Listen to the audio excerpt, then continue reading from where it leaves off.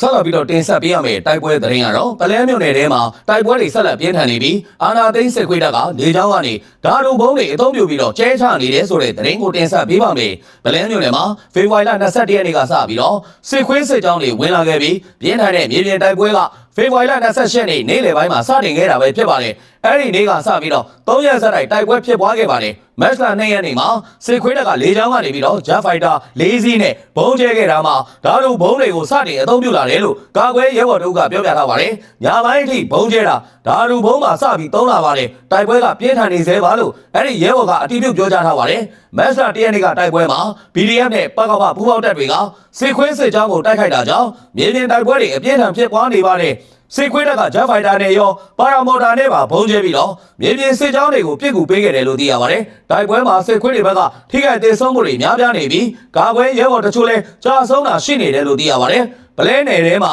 ဗိုလ်နဂါဦးဆောင်တဲ့ BNI အဖွဲ့ရဲ့စခန်းတွေကို PDF ပကပပူးပေါင်းတပ်ဖွဲ့တွေကဖေဖော်ဝါရီလ18ရက်နေ့မှာစီးနင်းခဲ့ပါတယ်။ဗိုလ်နဂါနဲ့အဖွဲ့ဝင်တချို့က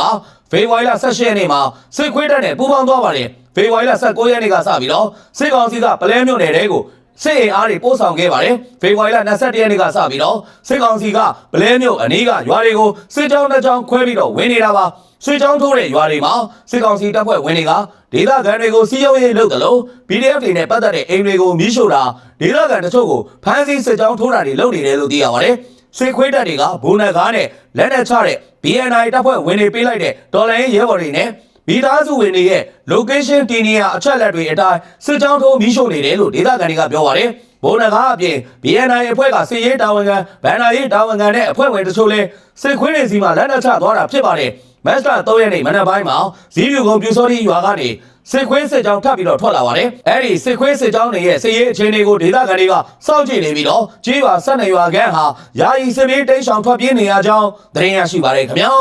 ။